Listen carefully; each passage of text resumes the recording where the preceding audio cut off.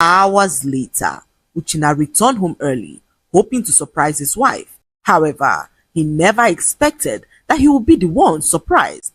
The moment he stepped into the compound, he heard commotion. "Nkechi, come back!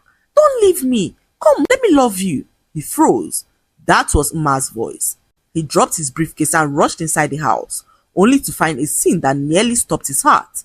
Mma, his gentle, calm, and reasonable wife, was running after her stepsister like a woman who was now possessed. "Nkechi, don't run away from me! You are my heart, my life, my sweet love!"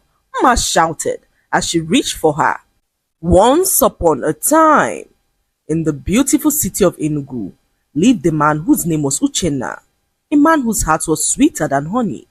If you saw the way Uchina adored his wife Mma, your heart would melt like butter on a pan.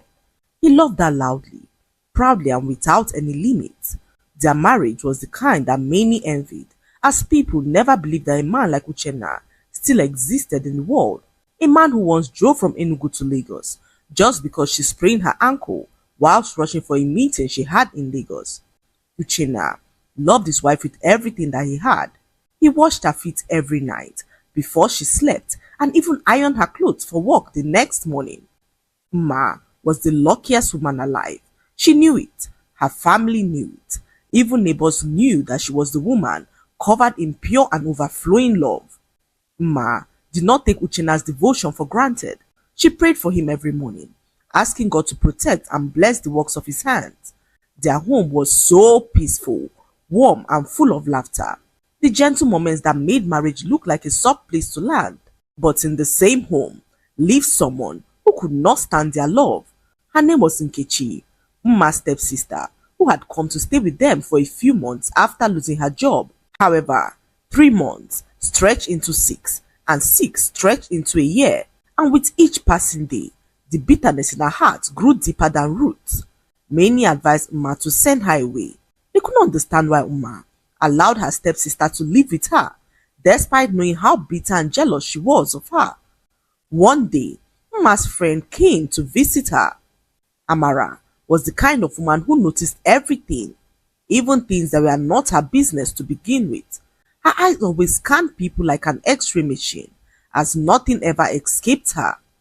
That evening, she hugged Mma warmly and complimented her glowing skin. However, her gaze lingered towards the corridor of the house as if she had just seen something. They stood there for a few minutes as Mma rushed off to go bring drinks from the kitchen. Amara in that moment excused herself to go use the restroom. But instead of turning right, she turned left, and that was when she saw it. Nkechi, standing near Mma's bedroom door, holding a small weird item in her hand. Nkechi jumped up in terror when she saw Amara. "Ah, Auntie Amara, welcome! I was just cleaning." She hid the item and forced a smile as Amara stared at her for a few seconds, 3 long seconds that said more than just words. However, Amara said nothing. She simply walked away and returned to the living room, where she put Mma aside and began to speak. "Mma," she whispered, "send this girl away now. Today, not tomorrow." Mma laughed. "Amara, please now. Nkechi is harmless. I saw her holding a strange item outside your bedroom door. A harmless girl, you say? What do you think she was doing by your room door?" She asked Mma, who laughed and informed Amara that she sent Nkechi to go switch off the heater in her bedroom. Amara hissed because she knew what she saw. "You're too soft, Mma. I'm telling you, Nkechi is jealous of you, and I fear that one day she will do something to you that you will regret," Amara said to her friend Mma, who waved her off and smiled as she began to speak. "Amara, I know my stepsister. She may be bitter sometimes, but she won't harm me. She doesn't have it in her."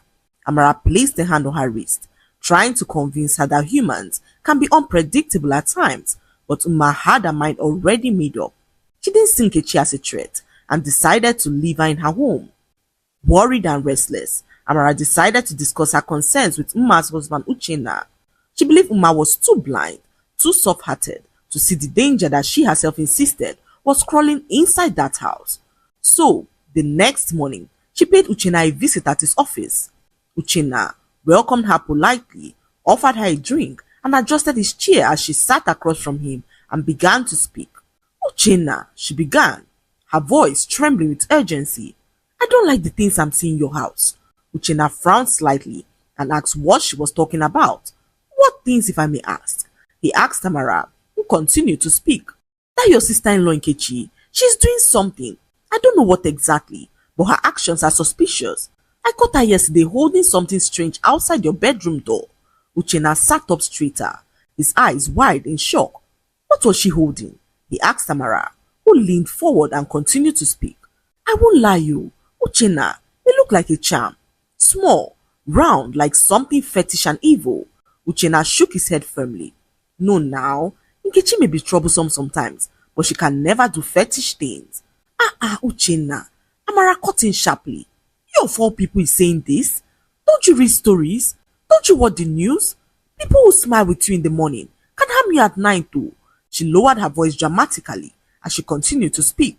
Uchina, please open your eyes. Nkechi is jealous of Uma. She has overstayed in that house, and envy can push people into things you cannot imagine. She placed her hand on her chest dramatically as she said her final words. Please, just watch her closely before something happens that you will regret. Uchina sighed deeply as he promised not to allow any evil befall his wife. Amara, knowing how deeply he loved her friend Uma, thanked him as she left his office, leaving Uchina deep in his own thoughts. Hours later, Uchina returned home early, hoping to surprise his wife. However, he never expected that he would be the one surprised. The moment he stepped into the compound, he heard commotion. Nkechi, come back. Don't leave me. Come, let me love you. He froze. That was Uma's voice. He dropped his briefcase and rushed inside the house, only to find a scene that nearly stopped his heart. Uma, his gentle, calm and reasonable wife, was running after her stepsister like a woman who was now possessed. Nkechi, don't run away from me. You are my heart, my life, my sweet love, Uma shouted as she reached for her. Nkechi, sweating and terrified, ran barefoot across the living room, knocking over his center table in the process. Sister Ma, please leave me alone. Please, you can't love me, she cried, dodging behind the dining chair, but Uma lunged at her again. I just want to love you. Why are you afraid of my love? Don't you love me too? Say it, my love. Uchina felt cold spread through his bones as he shouted his wife's name, asking what she was doing, but Uma looked him in the eyes and pleaded for him to beg Nkechi to love her back. It was in that moment that Uchina realized that his wife was under a spell. Everything Amara said to him that afternoon in the office began to fall into place like a puzzle. His mouth went dry as his heart hammered in his chest. Uma launched towards Nkechi again, crawling on her knees, begging, panting like a desperate woman as she begged Nkechi to love her back. Nkechi, my love, please don't reject me. I can't breathe without you. Nkechi screamed and slipped behind the chair as she pleaded for Ma to leave her alone. Sister Ma, please stop. You are making me scared, she said as Uchina rushed forward, grabbing his wife from behind. Stop this nonsense, Ma, he shouted as his voice shook in frustration, but Uma fought violently in his arms, kicking her legs like a trapped child. Let me go. She loves me. I love her too. We belong together. She turned to Uchina with tears in her eyes as she pleaded with him to beg Nkechi to love her back. Beg her for me, Uche. Tell her to stay. Tell her not to abandon me, she said to Uchina, whose heart broke in a way that he could not explain. He knew in that moment that Nkechi had done something evil that might have backfired. In fact, he remembered all the times that Nkechi makes subtle advances at him, hoping that he falls in love with her. Uchina could not contain his rage any longer, so he looked at Nkechi, whose face was now streaked with tears, as he asked her what she did to his wife. Nkechi opened her mouth in shock as she narrated how Ma jumped into the kitchen that evening and began to profess her love for her. Before she could finish explaining all that happened, Ma broke out of Uchina's grip and ran towards her. Nkechi, don't run. Let me love you. Let me worship you. Please, don't leave me. The whole house was now in a commotion, with Uma screaming, Nkechi crying, and Uchina desperately holding his wife down as she fought like a woman whose soul had been tied to madness. Neighbors gathered as everyone wondered what the problem could be. Uchina's voice shook with fury as he dragged Uma away again. Uma, stop this now. You're scaring me. Stop it. But Uma only shrieked louder. You don't understand. Uche, Nkechi is my heart, my missing rib. I love her. I love her. Nkechi fell to the floor, sobbing uncontrollably. I didn't do anything. I swear. God knows. I didn't touch anything. But everyone knew her better. They knew how jealous she was of Uma and all the little ways she used to compete with her. It was clear as day that Nkechi had used juju on her sister. However, what they could not understand was why she would use juju to make Uma fall in love with her. The only explanation that seemed practical was that Uma had stumbled upon a love charm that was not meant for her. In fact, people began whispering that Nkechi must have set up a charm meant for Uchina, hoping he would fall madly in love with her. But somehow, the charm caught her sister instead. The rumor spread like wildfire as all fingers pointed at her. Yes, that must be what happened. Nkechi wanted her sister so down Uchina and did a charm to get him, but the thing backfired in a way that she never expected. Now, see how Uma is chasing her like a mad woman, saying that she's in love with her. Who does that? They said as they shook their heads in pity and disgust. The entire neighborhood gathered like spectators at a village wrestling match, murmuring, judging and whispering. Nkechi covered her ears as she cried, but Uchenna was not having it. He gave her an ultimatum to undo what she had done before the next morning, or else the police would get involved. But Nkechi, before they woke up the next morning, ran away with all of her belongings. She snuck out of the house at night, leaving Uchenna alone with his wife, who was now obsessed with her own sister. Uchenna was so clueless on what to do. Everything he tried to make his wife love him again failed, as all she did was cry and plead with him to bring back the love of her life in Nkechi. Ma refused food, she refused water and could not even sleep. All she did was wail and plead for Uchenna to bring back the love of her life. Uche, please bring my Nkechi back. I will die without her. I can't breathe without her. Where is my love? She said repeatedly as her voice echoed through the house.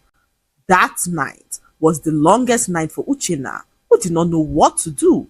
He tried calling her friend severally, but Amara's number was not reachable. He watched in pain as his wife screamed until her voice broke. She clawed at the door, shouting Nkechi's name like someone who was calling a lost lover from the land of the dead. Uche, please, bring back my Nkechi. My heart is dying. I will die without her. Her cries were so desperate, so raw, that even the neighbors outside began to pray for her. Uchenna sat on the cold floor, his back against the locked door, as tears rolled down his cheeks. His world was collapsing around him, and he didn't know what to do. In frustration, he threw his phone at the sofa and buried his face in his hands as he prayed to God to save his wife. What do I do? God, what do I do? He cried as he watched his wife cry out all night. By the time morning arrived, Uma had fallen asleep on the floor. Uchenna was too terrified to wake her up. Uchenna's heart broke to see his wife like this.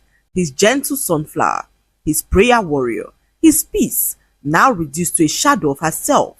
Just then, his phone buzzed as Amara called after receiving his numerous text messages the night before. Uchenna picked up the call with speed. Amara, help me. Mama is dying. Her voice came through, thick with fear. Uche, what happened? What are you talking about? What happened to Ma?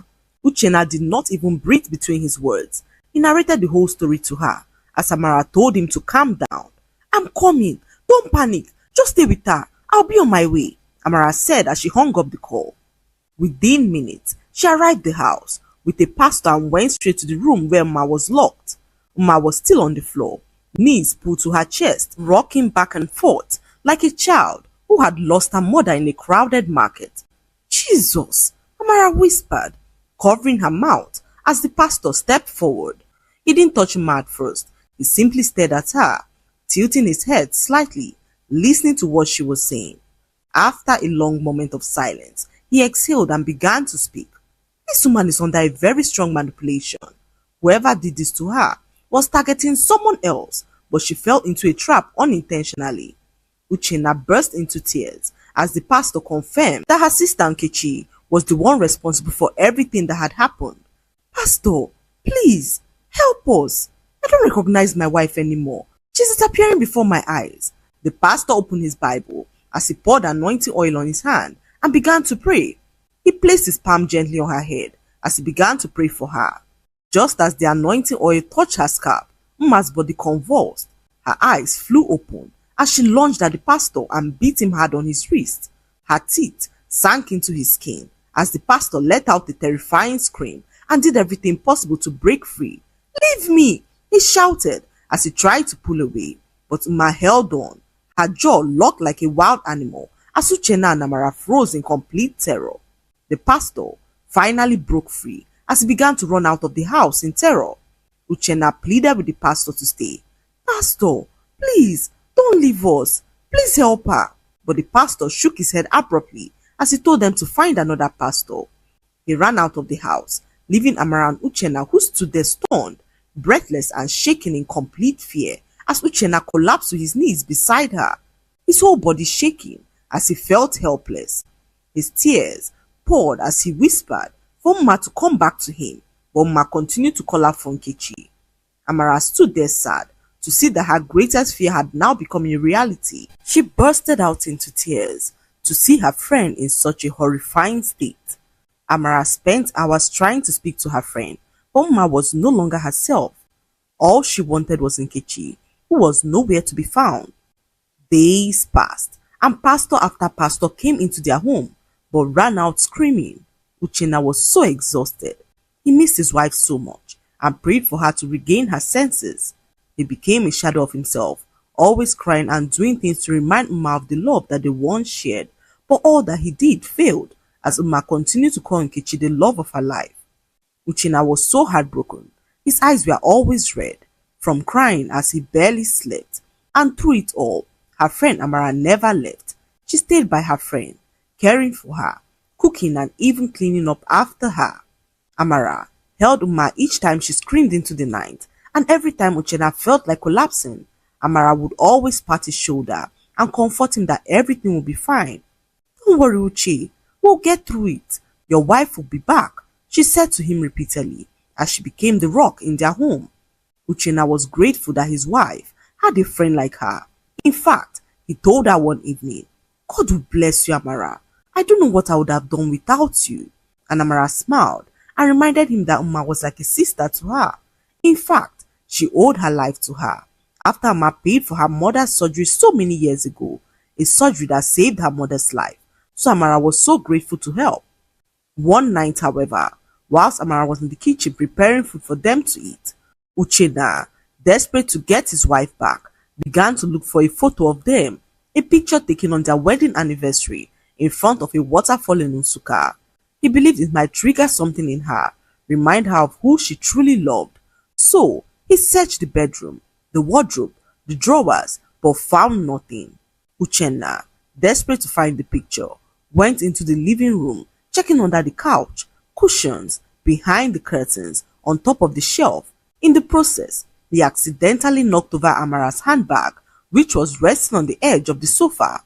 The bag fell to the floor as things tumbled out: lipstick, compact powder, a pen and even keys. And then something else rolled out, something wrapped tightly in a red cloth, small like a stick, carved in the form of a woman. Uchenna froze. His heart slammed against his chest as he slowly bent down and picked it up. His breath left his body as his hands began to shake in terror. "Jesus Christ!" he whispered as a scream tore through the house like fire. "Ah! My body! My body is burning!" Uchenna's head jerked upward as he dropped the fetish item in terror. Amara stumbled out of the kitchen, her hands scratching at her skin like something was crawling all over her body. "Ah! I'm burning! Uchenna, help! Help me! I'm on fire! Fire!" She rolled on the floor, kicking, screaming, tearing at her clothes as Uchenna looked at her stunned as he asked her what was happening. He pointed to the red cloth on the floor, asking what it was, as Amara opened her mouth and began to confess. Bit by bit, tear by tear, word by word, she revealed to Uchenna that she did it. Uchenna's knees nearly gave out to realize that the enemy was right there all along. He watched as Amara confessed why she did what she did. "I was so envious of her, Uche. Envious of the way you love her. I have never had that kind of love in my life. Men use me, abandon me, forget me. But you, she pointed at him with trembling fingers. You love Uma like she's the only woman in this world. And every time I watched it, every time I saw her smile because of you, something inside me broke. Her voice rose into a bitter cry as she continued to speak. I wanted her life. I wanted her happiness. I wanted you to look at me the way you look at her, even if it's just once. So I did the charm to make her fall in love with Nkechi so as to divert all forms of attention from me.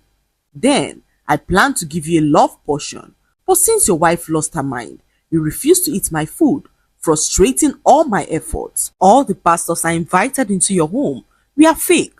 That was why Mma never received her healing. Just then, Mma walked into the living room, clear-eyed, fully conscious, as her mind had finally been restored. She heard every word Amara had said. Her face crumbled in disbelief as tears gathered in her eyes. Amara, you? She whispered, her voice trembling like a wounded child. The friend I called my sister, the woman I trusted with all of my heart? You did this to me? Amara froze on the floor, still scratching her burning skin, still wailing, her face contorted with pain and shame. Ma, please forgive me. I didn't mean for it to go this far.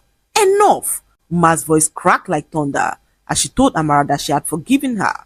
However, we can't remain friends, she said as she ordered Amara out of her house and warned her to stay away from them. Amara tried to crawl towards her, but the burning sensation intensified, consuming her like invisible flames. She staggered out of the house, screaming, tearing at her hair as neighbors watched in horror. And before nightfall, word spread through Enugu like wildfire that Amara had run mad, wandering the streets barefoot, muttering Uma's name, her body still reacting to the very charm she created. Amara lived the rest of her life as a mad woman, punished by the same darkness she once unleashed. Uchina was so happy to have his wife back. He showered her with so much love and promised to protect her with all that he got. Days later, they went in search of Nkechi and found her in an apartment in town. They narrated all that happened to her and apologized to her for wrongfully accusing her. Nkechi cried out in pain, her heart softening as she decided to forgive them. However, she did not go back to their house as everything that happened led her to her destiny as she recently landed her dream job, which not only had a good pay but also an apartment. The lesson to be learned from this story is that not every enemy comes with frowns and bitterness. Sometimes the true danger wears a smile and smiles to your face. Man Uchina realized that love should never make you blind to danger, and kindness should never erase discernment, and sometimes the disappointments that break your heart can one day turn out to be what sends you to your blessing. So never beat yourself up when things get out of control. Instead, pray and hand everything over to God. Last but not least, always treat people with kindness and do not be envious of others, as envy breeds bitterness. I hope